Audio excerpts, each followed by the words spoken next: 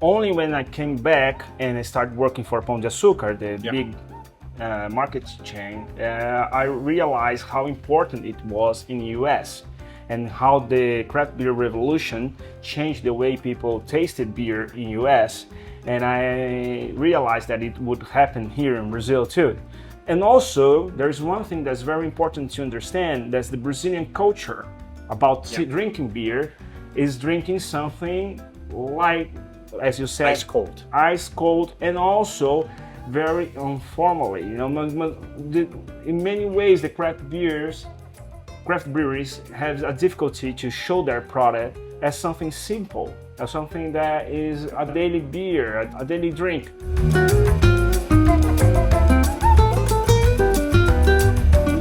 Hello and welcome to Brazil is Not for Beginners. Today we're going to do something a little bit different. We're here in person at Let's Beer in Vila Mariana in Sao Paulo. Let's Beer was one of the first bottle shops in Sao Paulo. We're here with Guto Procopio, one of the partners, the man behind the bar to talk beer. Guto, thanks so much for joining me. Thank you. I'm glad. Yes, I'm very excited. We've talked about this many times, about having this podcast. I like the beer industry, obviously. Enjoy a cold beverage from time to time. And I'm excited to learn a little bit more about craft beer. Great. We were inspired by Hot Ones. And so we're going to have a couple rounds while we talk. You're going to introduce me to a few different beers. But maybe before we start, can you tell me a little bit about yourself? Yeah, sure. Well, I'm a beer sommelier. Okay. Well, I'm a beer specialist. Excellent. Because I also know about producing beer, but I did not work producing beer. I work here in my bar serving people. I used to work with advertising here in Brazil. I worked for advertising agencies for 10 years. Yep. And then by the time I was working at Pão de Açúcar, that's this, well, big supermarket chain. Biggest supermarket chain. Thank you very much. And then I realized the importance of craft beer and beer for the business. So I started learning more about it, studying beer, and I became a beer sommelier. And then I decided to open my own bottle shop. Very cool. That is a really cool journey. So first of all, you poured us a beer here to taste. Can you tell me what we're working with on this first one? Yeah, this first one, it's a really nice American wheat beer. Okay. So it's made here in Brazil at Zalaz Brewery Company. That's a farm and also the brewery and producer of great coffee in Brazil. Okay. Zalaz for me is the most Brazilian brewery in Brazil. Wow. Because what they do is to try to always put something from their farm inside this beer, their beer, and then also they make a bunch different yeast developments and wood aging beers, and they always try to have a Brazilian character on this. So awesome. I think Zalaz is a really nice beginning to our talk, a Cheers. Really nice start. Okay, cheers. Very light, yeah, very smooth, very light. Drinkable. It's a wheat, American wheat, so it's a wheat beer, but different from the German wheat beers that are very thick and sweet. The American style is lighter with American hops on it, so it has some citrusiness, and I think it's a great start for a talk. A very light beer. Yeah. So while we taste this American wheat, tell me a little bit about Let's Beer. Let's Beer, well, it's always started as a bottle shop, as you said. Yep. We're not the first bottle shop here in Brazil, but one of the first. Mm-hmm. We had a couple of bottle shops that most of them already closed. And we started as a bottle shop, but very early realized that we would not survive if we were doing only beer shop to go. Okay. And we needed to serve people here. So throughout these 12 years we got working with beer, we completely transformed the place to a bottle shop, to a bar, a restaurant, and now we even have live music on it. So it was a long journey, 12 years now. We're making 12 years in this December, and we're very proud of our journey, because we transformed the place, and also we learned a lot about craft beer in Brazil during this period. Yeah, I remember coming for the 10-year anniversary. Time flies because, yeah, anyway, time Yeah, flies. I think that's the most important thing. yeah, But um, I think it's really interesting. When I first came to Brazil, it's interesting that you mentioned about how, you're not the first bottle shop, but a lot of your contemporaneous bottle shops have closed. When I first came to Brazil about 12 years ago, I would talk to people about craft beer, about the idea of, let's have a beer garden, let's have this. And in Brazil, there's this perception of maybe the colder the beer, the better. yeah. Hot weather, tropical country, ice cold beer, and you even see the advertisements for that. But can you talk to me a little bit about how you found craft beer and how your learning went? How did you become a sommelier of beer? Oh yeah. Okay. Well, I found out about beer while I was living in London, and then I've been to pub to pub. I tasted different beers, and I Yeah. realized that we could get different ales and stouts and everything. So that made me curious. But only when I came back and I started working for Pão de Açúcar, the Yeah. big market chain, I realized how important it was in the US and how the craft beer revolution changed the way people tasted beer in US. And I realized that it would happen here in Brazil too. So because, well, we love America, Yeah. North America is something that we have as a goal many times, especially here in Sao Paulo. We do the same things, and we start to doing this. And the Brazil craft beer scene developed really fast. In a very short time, we get better and better, and our beers get better and better.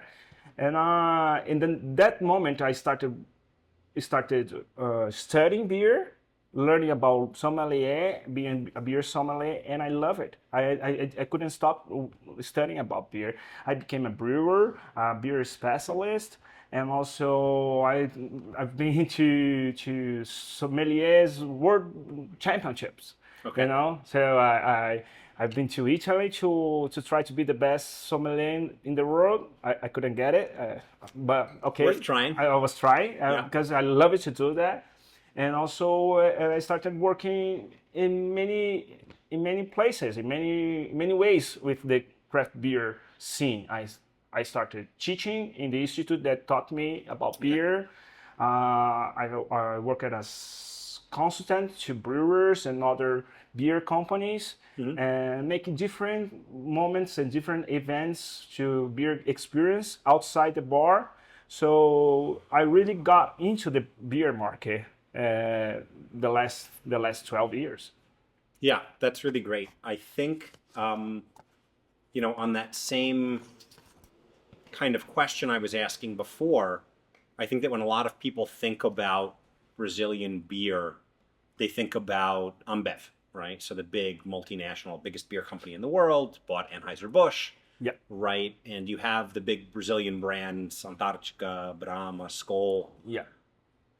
What started people's interest in craft beer? So was it people like you that went abroad and they tasted something different? Is it, just capturing the American trends? I always joke that if you want to know what's going to be big in Brazil, look at the United States and wait 10 years. I think that's accelerating That's a little true. bit. It's probably 5 years now. That's true. But it Yeah, was maybe 10 years ago that yeah. I was talking about craft beer coming to Brazil, and now obviously it's a big industry and there's lots of craft That's true. breweries around. But what do you think led to that growth of craft beer in Brazil? Well, the most important thing to say for me is that we didn't grow as much as we wanted to the last 12 years. It didn't happen the same way it happened to America. Just to give you some figures, and then you understand what happened. When I started working with craft beer 12 years ago, craft beer already had 1% of the market share. And here in Brazil, Okay. only 1% of the market share. That's more than I thought it had. Yeah, and by that time, 12 years ago, and we had some craft beers, and starting as Colorado, Yeah. Walls, and also Eisenbahn. They're You have the also German ones, right? the Like German. Baden-Baden, Baden-Baden is what I'm right? going So the to. ones Yes. from Campo de Jordão. But that was always like it's like you went there to go to the German colony, right? Yeah. And so it didn't have like wide distribution, right? Yeah, that's true. That's true. And then, but in America, I could be wrong, but I think it was about 80% of the market share there 12 years ago. Okay. And throughout this 12 years, America went from 2,500 breweries to almost 9,000 breweries.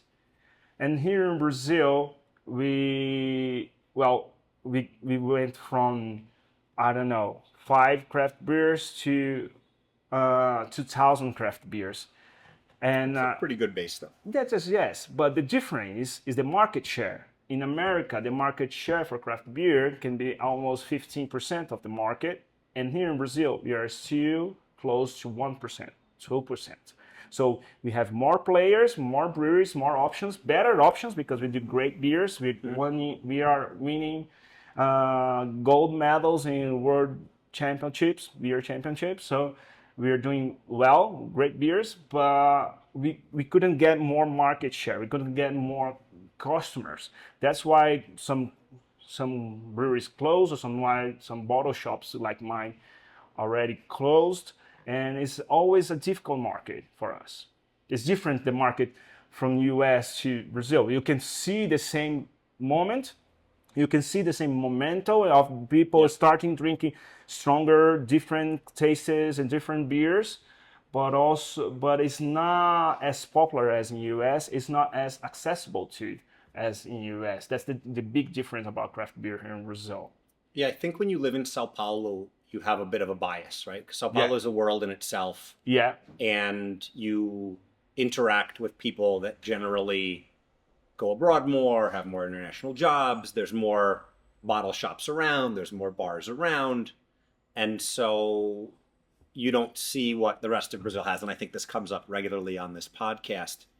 But I get the sense that there is more interest in craft beer. I get the sense, this past weekend we went to, a little fair at the mall near my house, and there's always somebody there selling craft beer. And, they seem to be doing pretty well. There's more stores opening. Is the lack of, for lack of a better word, penetration in the market share, do you think it's because more people are just drinking beer and maybe the beer market is growing generally? Or is it just people are not drinking craft beer as much? No. So because I see more people drinking craft beer and I see more demand for craft beer, and I'm wondering, is that just my small circle of people? Or is that, what else is happening? I think it's more your small group of people, and it's not popular enough, and the craft beer market doesn't grow much in volume of beer sold.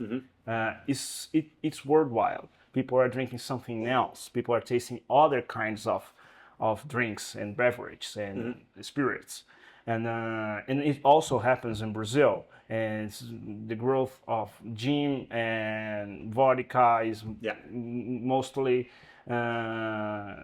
is still a little bit a small amount of the market, but people have to choose between beer and spirits, and sometimes it happens.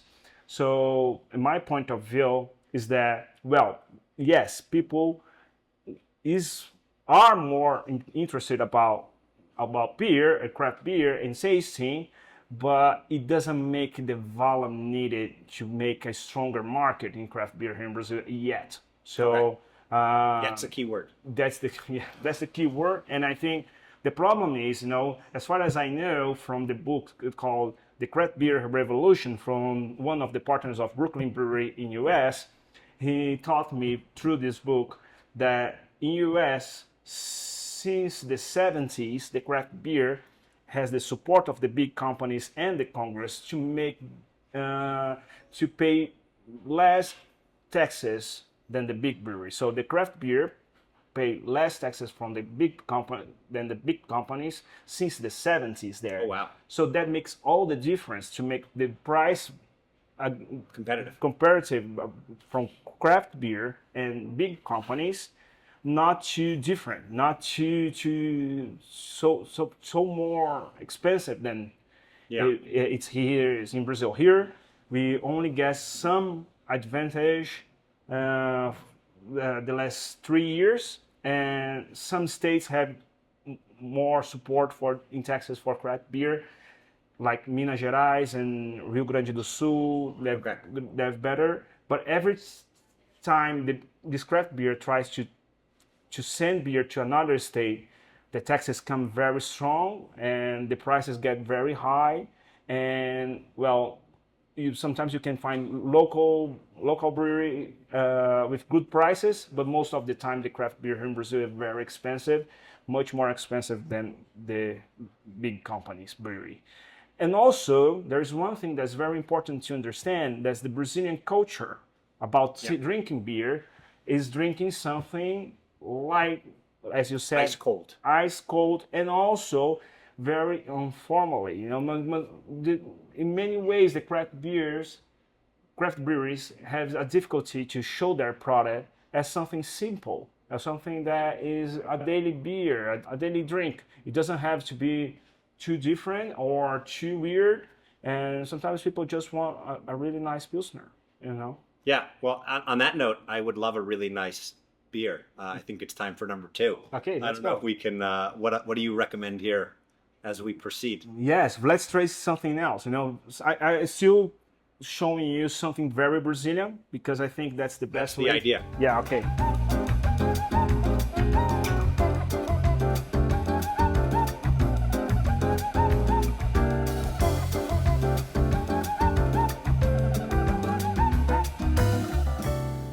This is Dogma from Sao Paulo. They made their beer here. They're very well known for doing great American IPAs. Okay. But now I want to show you of something that is very Brazilian. They also do great sour beers.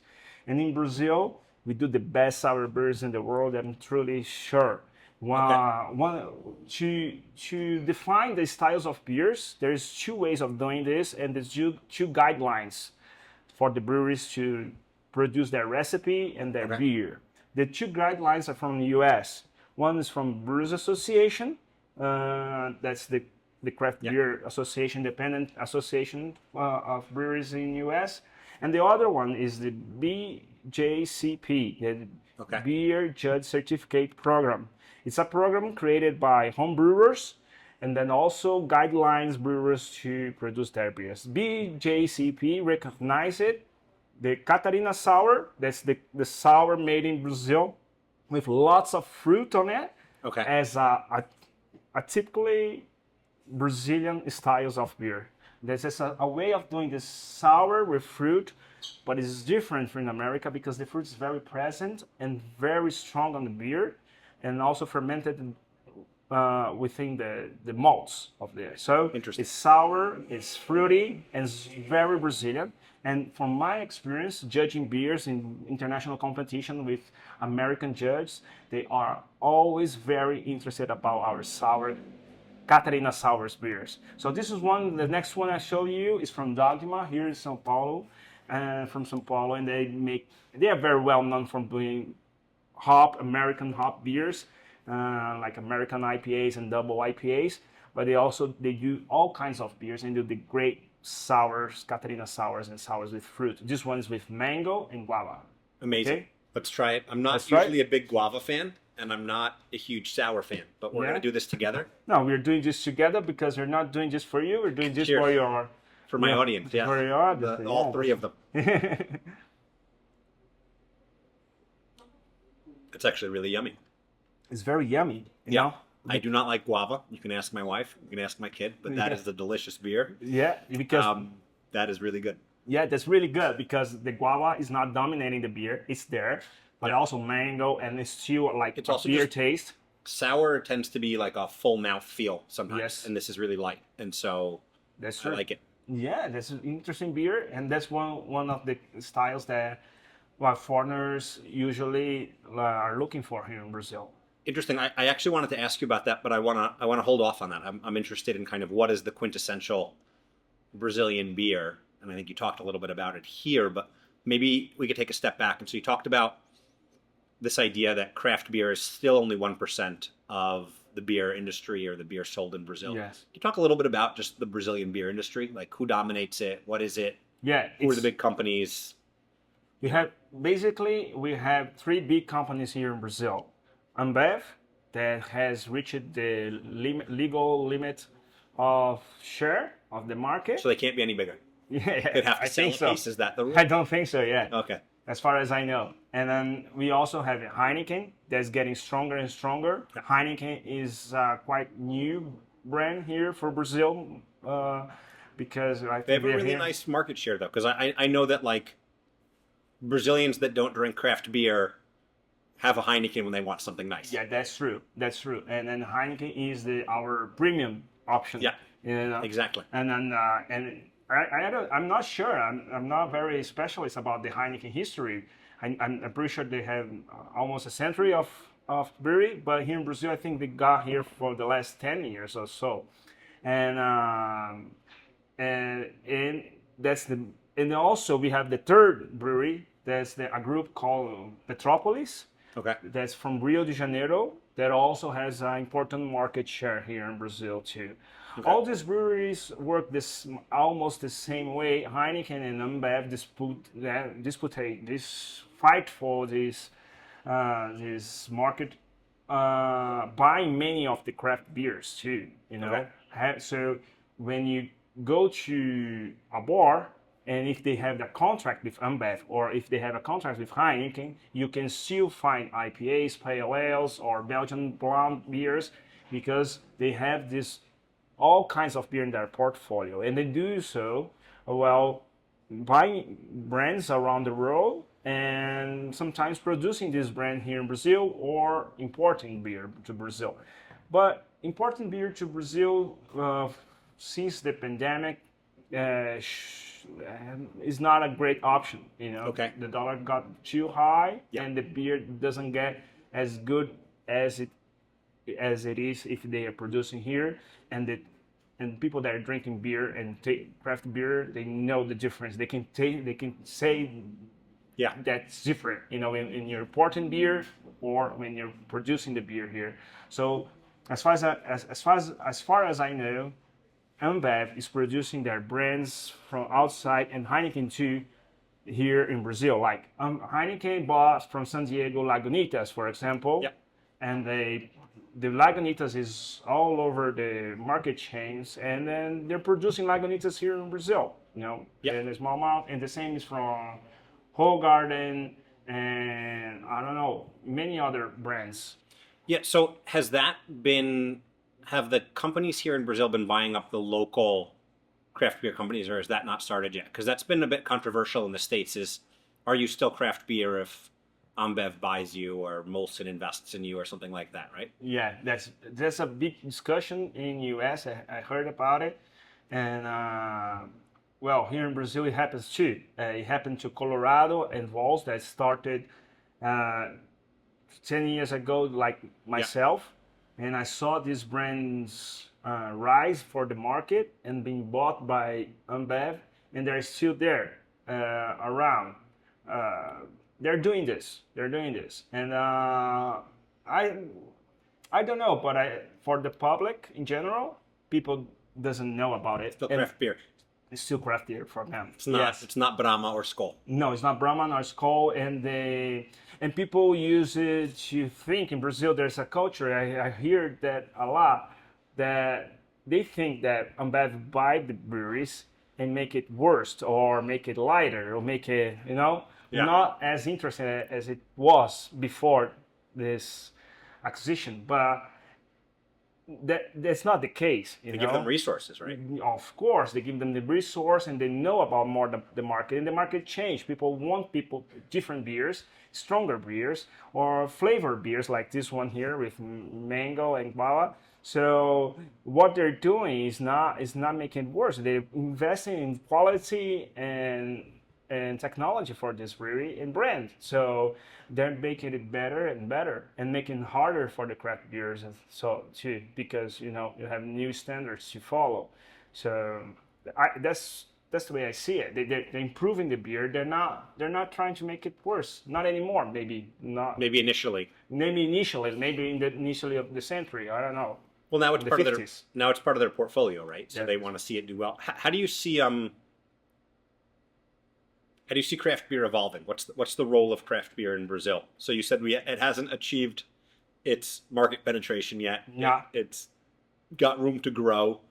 How is it evolving as an industry Well, in Brazil? this discussion is to answer that. It will all depend from our Congress, because the Congress is voting right now a big change on the taxations in Brazil in general. Yeah. We're happening a big change for this. So, and craft beer has a representative there. It has Abracerva, that's our VA.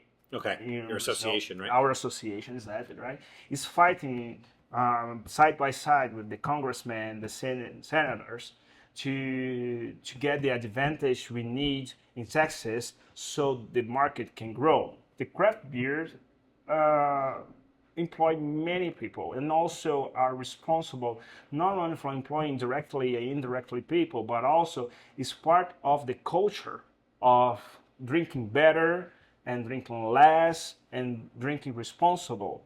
Right. And so it's very important so we keep this craft beer scene happening alive. But you always depend on what's going through this change in taxations. We have an opportunity. As far as I know, Giba is my friend, the president of Abracerva. I've been with him working these last 2 years very closely. Very cool. And then I know they're fighting to get our advantage in taxations.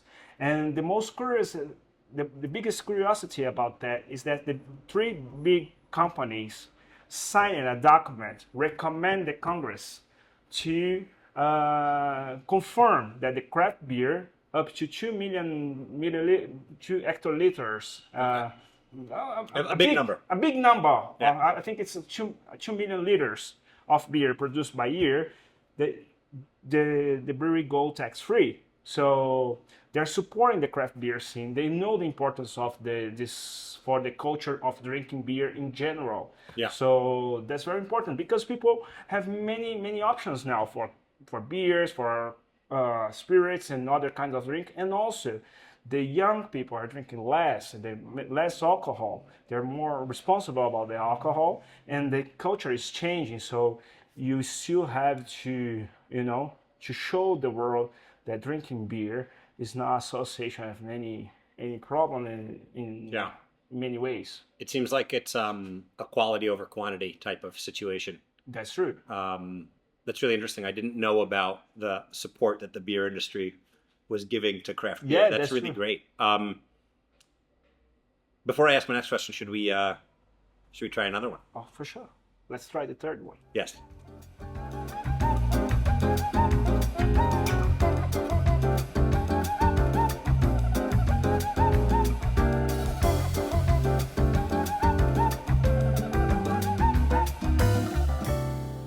This one here. I love this brewery. So you mentioned actually, and I had never associated it before, that there's a challenge of kind of cross-state importing. Yeah, that is true. So I never put it together before that's why there's always a predominance of Sao Paulo distilleries or Sao Paulo breweries. I guess, are you most of your providers, most of the breweries you work with, Sao Paulo based? Yeah, are Sao Paulo based. Yes. So how do you taste the ones from the other states? How do you know how do people know what's going on in different places? To know more about beer from other states, I have two ways of doing this. First of all, I count with my 12 years working with beer, so people know about Let's Beer in the market in general. So many of these breweries find me through social media or have my contact or come to my bar to show their beers for me. That's the first way. That's a nice perk of working in a bar. Yes, that's true. And that's the good part of having 12 years of market. So you don't have to work too hard to find beers. Well, you worked pretty hard for 12 years, right? Yes, that's true. And then another thing I do is, well, as I told you, I believe in the importance of the association Abracerva. Yeah. So I work for them too, as a constant, as a commercial, looking for sponsors, and I travel around with Abracerva, organizing a competition, the craft beer competition in Brazil, and in this way, I got the chance to taste many breweries all over Brazil, and that's something that is very interesting because Brazil is very big, so it's a huge country. Yeah, big country. So the development of this market is different in north of Brazil from south of Brazil and Yeah, central. east and west, absolutely. That's completely different. So we can find different momentos, different stages of development of this market here and there. It's kind of fun, actually. But we're doing great beers all over Brazil. I can tell you, beer is really good, and we are very aware of what's happening in US and Europe, and we are doing this with better ingredients, and Yeah, I we want to learn it ask about very that. fast. Yeah, I want to ask about that because that was an interesting point that you highlighted to me. But I want to know, what is this brewery that you love? No, this is the brewery I love. I have their T-shirt on me. Japas. Japas. Our three girls. The girls. They are gypsy brewery. They contract a brewery to make their own beer. They produce it at Dádiva. That's a very close brewery from Sao Paulo here in Jundiaí, a city very close to here. And Japas Gypsy Brewery here in Brazil, and also in US. So they produce. I think it's Milwaukee is the city they're producing their beer, or Chicago. I don't know. And Milwaukee's the big beer city. Yes, it is. And then you can find Japas in US. In the US? Too. Yeah. Excellent. And they always bring Japas. They always bring some of the Japanese culture to their beer. Sometimes ingredients, or sometimes knowledge in their label about the culture of Japanese. And I don't know if the American are aware, but Sao Paulo has one of the biggest. Yeah, biggest Japanese populations outside of Japan. That's it. That's my fun fact. Yeah. Yeah, that's very fun, isn't it? And then and we love Japa. Tokyo, Japanese people, Japanese culture here in Sao Paulo. Yeah. But Japa's got very strong all over Brazil. I love them. I think that they do a great beer, and they're doing here. This is what? This is a saison. That's a French style of beers, and they made it with a very well-known brewery for saison. Americans called Stillwater. Stillwater is also a gypsy brewery in the US. Okay. And they are very specialized on this kind of beer. I know them from the last 10 years. They have been here many times collaborating with different breweries. So this is Japas and Stillwater together making a Belgian style beer. Cheers.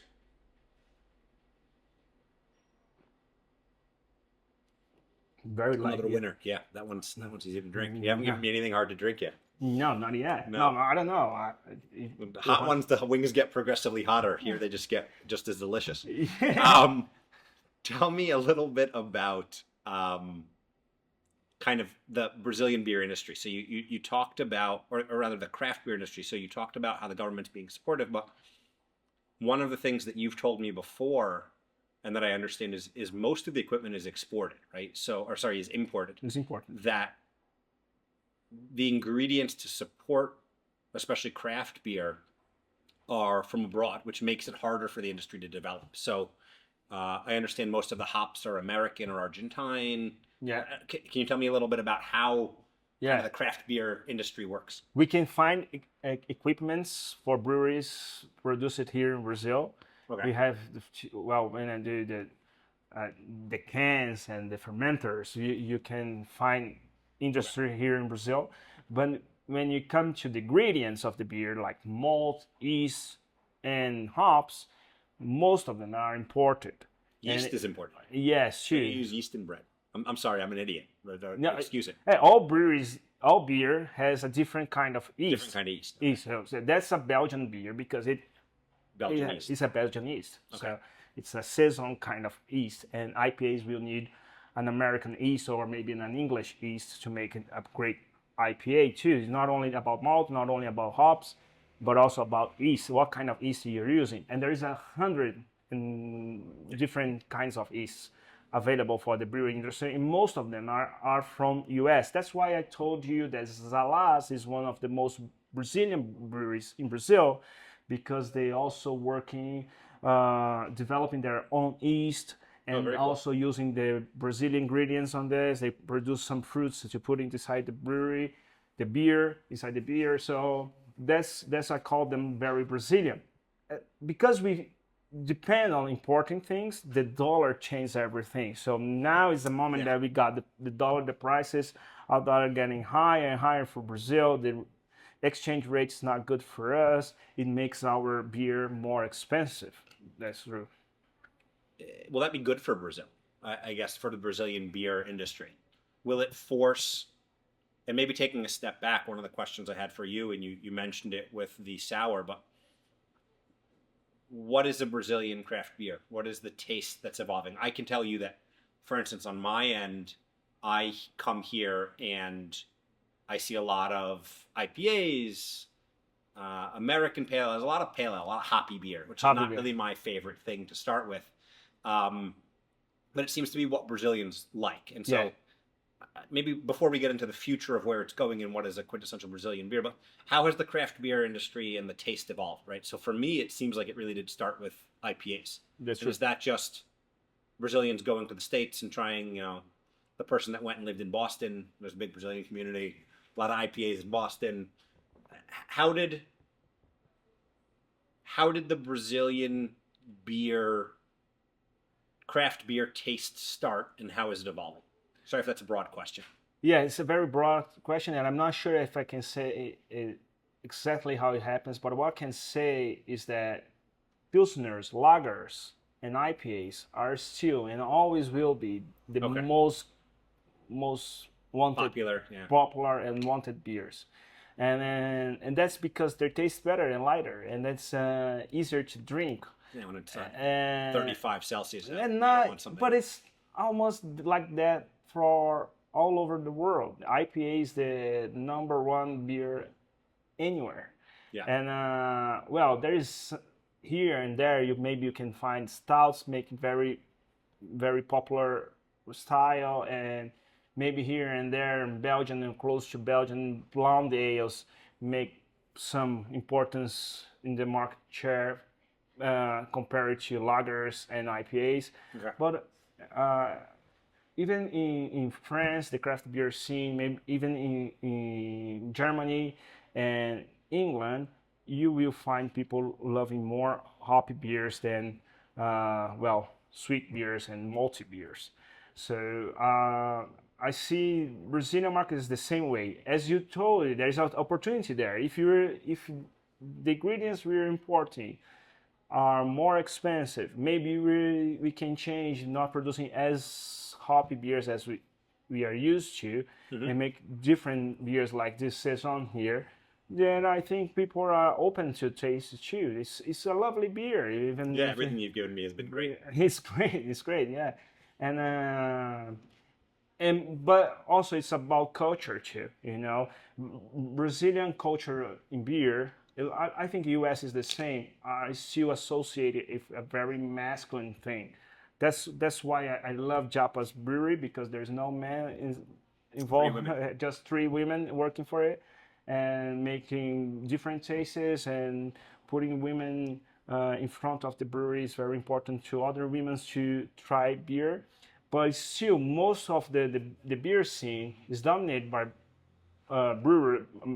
men brewers, and also it makes like the bitter beers, strong beers, like the best options to produce many beers. And sometimes I think the brewers tell what people should drink. If you're only producing IPAs and putting IPAs on the market, people will taste IPAs and love more IPAs. If you put more saison on the market or blonde ales, people will try it more, and maybe it can change. But as far as I know, all over the world, IPAs are the best options, the most popular beer. Yeah. So what is a quintessential? So you shared that first beer that had the Brazilian ingredients. You shared the sour from Dogma. this here from Japas. Where do you see the Brazilian taste going? So obviously, leaving aside that IPAs will continue to dominate because that's what IPAs do. Where do you think the Brazilian taste profile is going to go? I'm kind of fascinated with taste profiles, right? It's always um, I go to McDonald's and they don't have an egg McMuffin, which is like the quintessence. You have a Big Mac and an egg McMuffin. You have to have both. There's no egg McMuffin in Brazil. You go to other global restaurants and the food is different. And I talk to people in these industries, and you have to localize the food. Yeah. And so I'm wondering, where is the Brazilian craft beer going to go? So there are a lot of IPAs where I'm from in upstate New York, but we do get a lot of dark beers because it's cold in the winter and you want something that's kind of a warming beer, right? Like a brown ale or a stout or something like that, or porter. Yes. I see those very rarely in Brazil because it's so hot. Where do you think the taste profile is taking craft beer? Well, it's hard to prevent the future, but what I can say is that breweries are trying to produce more and more of these local yeast, local hops, and local barrels. That's what I see the breweries doing. That's most interesting for everybody. So what we're doing, like Zala's, other farmhouse breweries in south of Brazil are trying to make their own yeast. Even Koala Brewery in Belo Horizonte, that's very well known for IPAs and double IPAs, like the very American way of life. Manly beers. They have their own yeast too. They develop their own yeast. And the hop in Brazil is pretty new and small still, but every time the brewers have the chance, they put Brazilian hop on the beer. My public here in my bar, they're very interested. They want to taste the Brazilian hops, because hops, like wine, like grapes in wine, have this important word called terroir. This word in French that means like there has the soil character where you put the hop, they change the characteristics. So the Brazilian hops will be different from the American hops, the Australian hops, the French hops, the Argentinian hops. So every time we using hops in Brazil, the public is very interested about this beer. If you say, no, this is an IPA with Brazilian hops, they want to try it. And I think there is lots of space to produce more hops here in Brazil. People thought it was impossible because it's a cold plant for cold weather. But this is Brazil, we find a way. We're producing 2 times more than we're producing two harvests per year. In America or Germany, that's traditionally the places to produce hops. They produce only one harvest per year. So we have 2 here, but it's very small, like really small production of hops. But I think that's a place that our brewers are looking for, and something that we can do more. And as I said, using more of our barrels is something that we have to show the world too, because we have many different kinds of wood here in Brazil that's already used for cachaça, like Jequitibá, Amburana, and many others. And its wood barrels change completely the characteristic of the beer, and you cannot copy this kind of thing. When you produce a beer and you age it in barrels with different woods, you have different styles of beers, and you cannot copy. So that's something that I think Brazil can show, not only for Brazilians but also for the world. I was going to ask you about where Brazil's place is in the world for beer, and I think that's really interesting because you see it a bit in gin, right? Gin's an easy thing because it's not. Obviously, gin is not easy to make, but you can localize it relatively easily with the botanicals that you're working with, and there's some really great Brazilian gins that are coming about. But moving that into beer is going to be really interesting. Where do you see Brazil's place in kind of the world beer discussion. I don't know if that's even a Nah, question. yeah, that is a question. It is a question. We're still not teaching anybody about our beer. Still learning. We're still learning. For the beer industry, we only have 4 schools of beers: Germany, Belgium, Belgium. England, and US. These are the 4 schools of how to make beers and different styles of beers. So every time a Brazilian brewery do a beer style, they're doing one of these 4 schools. Okay. So one of these 4 kinds of way of producing beers. Yeah. So mostly of the Brazilian craft beer scene are American way of doing this. So when you do sours with fruit, it's still something that the American did first, and now we're copying. Of course, when you're doing Making it Brazilian. our Brazilian way and make it the American interested about our way of doing this. The same thing with wood aging beers, who started it very strongly and changed the world of beer was America, US. Started producing craft beer with and aging in barrels. Of course, now everybody in the world do it too, in Brazil too. And what we can show the world is our yeasts and our barrels and our woods that will change the game for them there for everything too. But we're still not teaching. We're just learning. Still, we have a big market here. We are the 3rd biggest market for beer in the world. We only lose for China and America and the US. And the 3rd is Brazil. We sell more than Germany, than Czech Republic, than France, because we are a big country and a big population, and we love beer here. Yeah. So, but most of the people are drinking still the big companies' beers. They're cheaper. They're more available too. The most important thing is that no matter where you go in Brazil, no matter how far you go into the Amazon forest, you're gonna find a bar, and there you're gonna find an Ambev beer. Yes. So that this potential of distribution, this strength is something that's really hard to fight. You know, because the craft beer depends on people coming to the brewery, come to their tap room, come to their bar and looking for it. Now, they don't have the money or the knowledge or the time to distribute their beer in each corner of Brazil. That's why I think it's so hard to find the big companies distribution.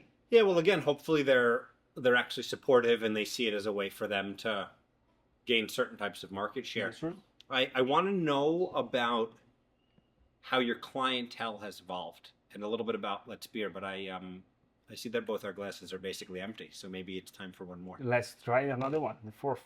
That's something that I would like to show you too.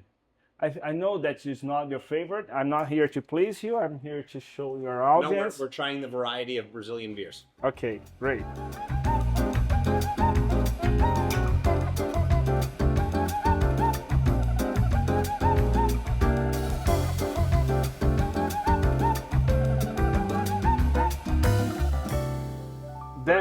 That's to show you that we can make great American style beer. This is a hazy IPA, one of the most popular styles now.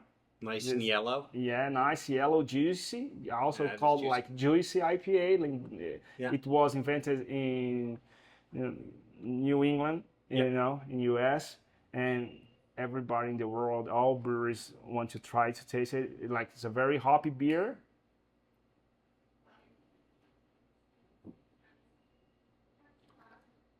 It's very fruity too. Very good. Yeah, very hoppy. What's the brewery?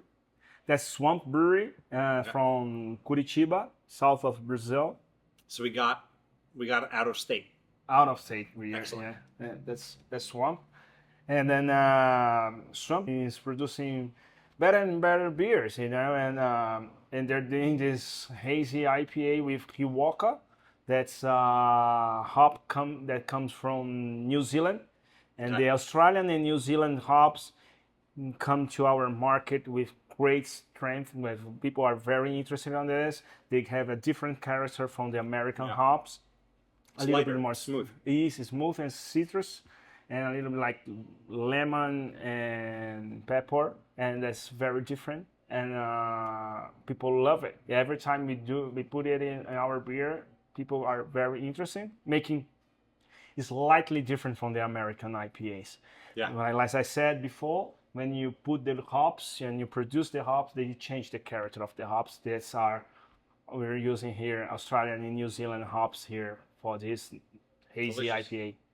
So tell me a little bit about, I was asking before, tell me a little bit about how your clientele has changed over the last 12 years. Who was ordering from your bottle shop 12 years ago and who's coming into your bar now, and what's different about that? Okay, I think we change more than our clientele. I change it faster than them. Okay, that was my next question, so yeah, I want to hear. That I think I change it more. Now, of course, now it's not new that we have IPAs and Weizen beer and all kinds of beers. Everybody tasted. And in the beginning, 12 years ago, I could find more people that never heard about different styles of beer. Mm-hmm. That's less common now, but it still happens because as far as because I told you before that it's not too popular. The craft beer here in Brazil is not. It doesn't have too much of this market share as I hope it. But I changed it before they change.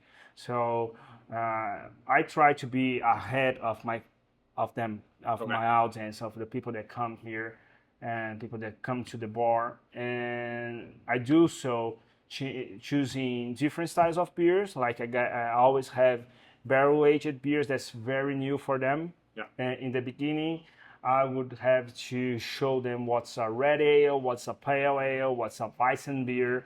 That's the basic and the most well-known styles in Europe. And I still had to show them the basic, the red ale, the brown ale. And now, not anymore. Now I have to show them sour beers and wooden barrel beers and so extreme beers, more sophisticated and new styles, so I can show them. But what I can tell you that I changed it faster than them because, well, we're still called Let's Beer, but I realized that beer would not make people come to my bar.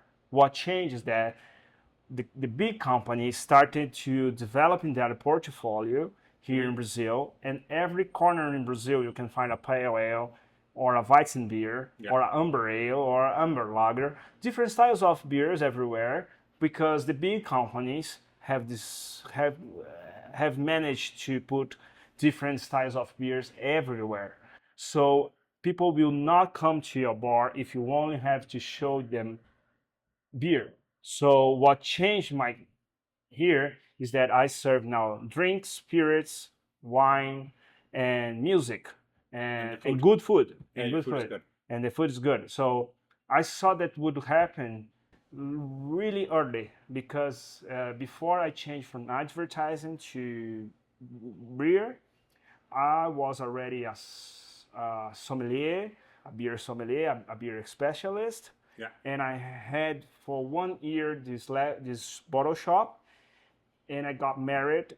I spent my honeymoon in California, driving the Highway 1 through San Francisco, Los Angeles, and San Diego. They're very strong beer cities. Yes. And I could see that the beer there was related to good food, good service, and a good ambience in bars. And I could see that they're much more than only beer, because 13 years ago, 10 years ago, what's happening in Brazil now had already happened in US.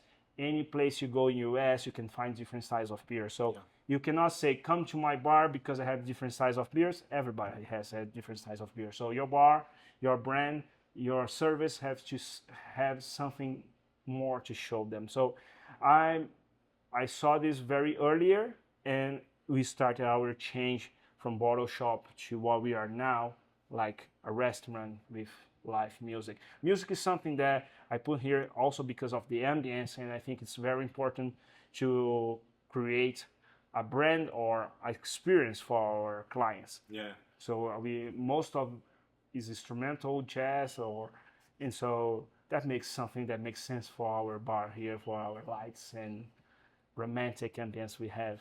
Yes, yes, absolutely. I think it. I mean, even in the time that I've been coming, you've expanded the space and um, are becoming more of a restaurant than just a bottle shop. But I think people still come because they know that you're going to have a great tap list, Yeah. and they're going to be able to take advantage of it. Heading towards the end here, because I don't want to be. I think we're already on the bad side of your employees here who we've been bugging and want to get ready to open. Who I always like to end my conversations by asking, what does the expression "Brazil is not for beginners" mean to you? It means to me that, well, it means a lot. It means to me that in Brazil is a country that there's no much parallel in other countries. We have our own culture. We Yes. have our own way of doing things. We have our own language. Our Portuguese is different from the European Portuguese. Much prettier. Thank you.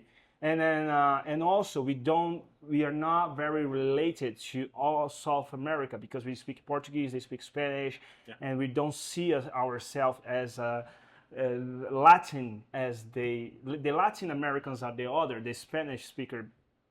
Yeah, I once called my Americans. wife Hispanic. She got very Yeah. upset with me. Yeah, that's true. So we see ourselves as our own culture. We love being there.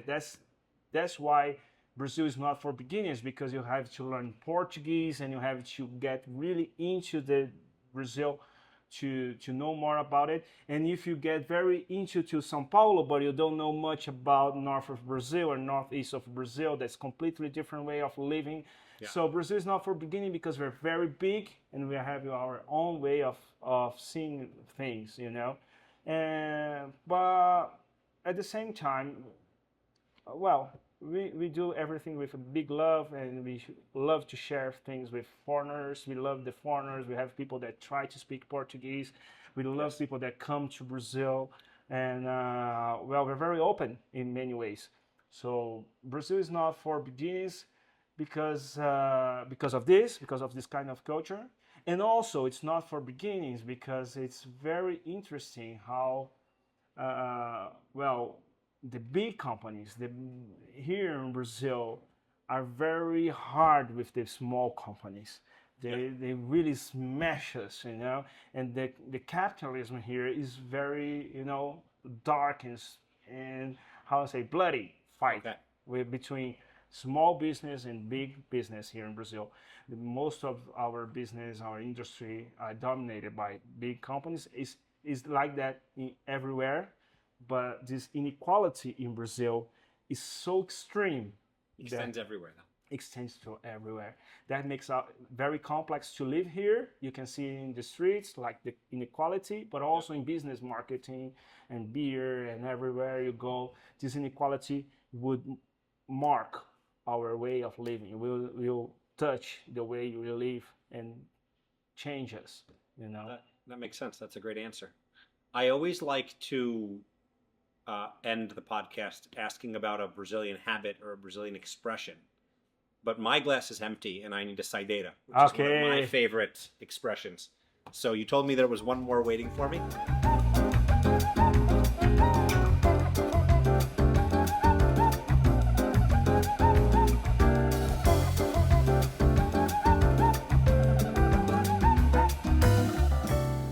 People know what saideira is in your podcast? We're going to explain it right now. Maybe I'll explain what a saideira is. A saideira is one for the road, which is an expression that I like.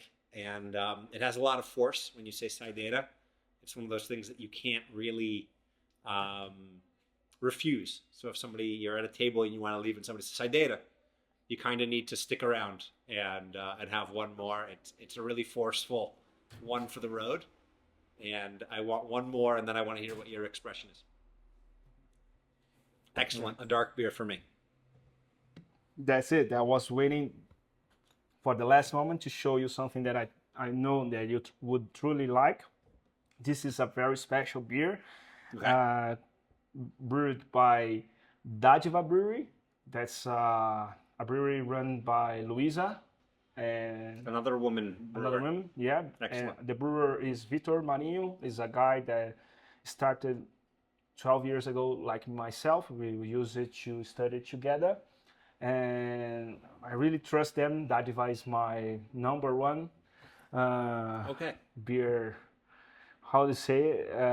Fornecedor in English. Supplier. Thank you very much. I forgot this word.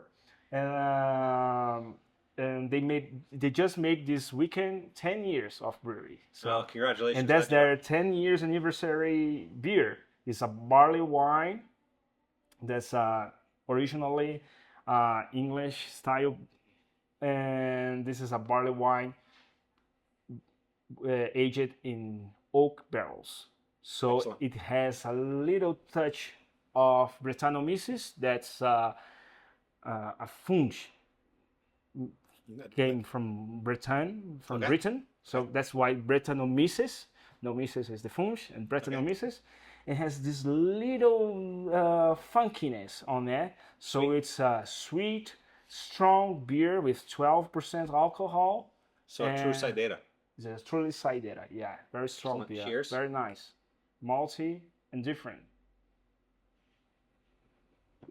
That does have some funk to it, but that's yummy. Yeah, there's a little funky, like a not dessert too beer. much. Like yes, sweetness, strong, but you cannot feel the alcohol too warmy. But it's still very, very interesting beer. That'll beat you up if you drink too many of that. It's easy going. You can get It's in trouble. impressive beer, and this Brettanomyces touch make it all the difference. It's hard to find.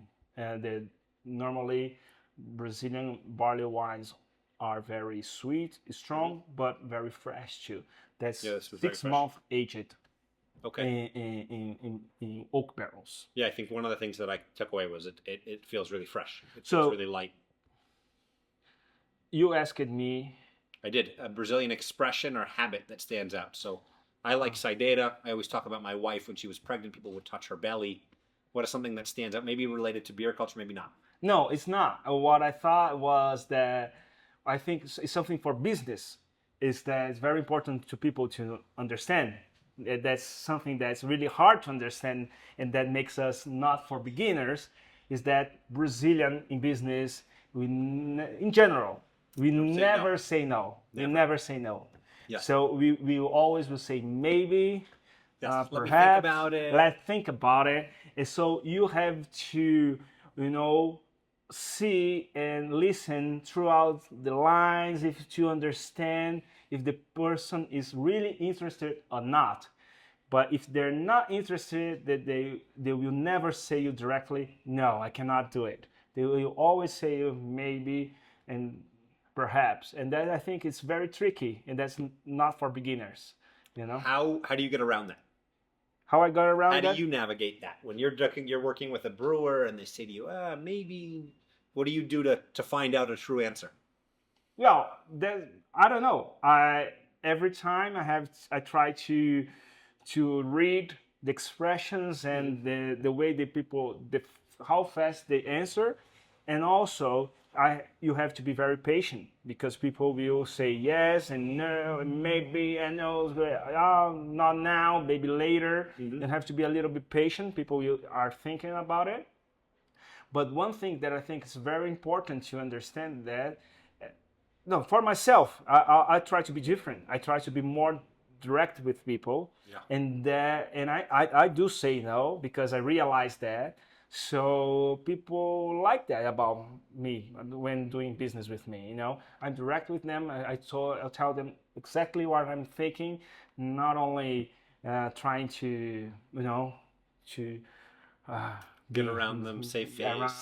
Say yes. I try to be more directed, and that makes people direct to me too. So that's what I do. I try not to make it very often because I think it's harder to make business when you're not directed to the point. Guto, this was a ton of fun. Thank you. I really enjoyed this. I learned a lot actually about the Brazilian beer industry that I didn't know. How can people reach you and find you? Obviously, they can come to Let's Beer, Yeah. Vila Mariana. Yes. But how, what's your social media handle? Do a little promo. Yes, great. Thank you very much. Well, we are on Instagram at Let's Beer. There's many Let's Beer there, but the only one is true. Only one true Let's Beer. The only one true Let's Beer from Sao Paulo, Vila Mariana, and all others are copies. They're very copied because that's Let's Beer thing. Let's thing is very common in Brazil. It's very Brazilian. It's a very Brazilian name. Yeah, it's a very Brazilian name. You have Let's Burger, Let's everything, Let's Jazz, Let's Dance, Let's I don't know. Yeah.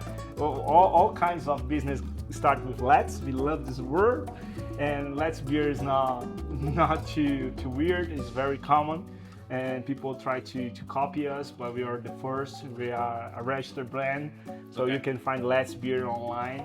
And when you find Let's Beer, you find myself, because I answer everything on Instagram, because I truly believe that Instagram is a tool that works better when it's true and when you are really there and not made by other people, and I stand by myself.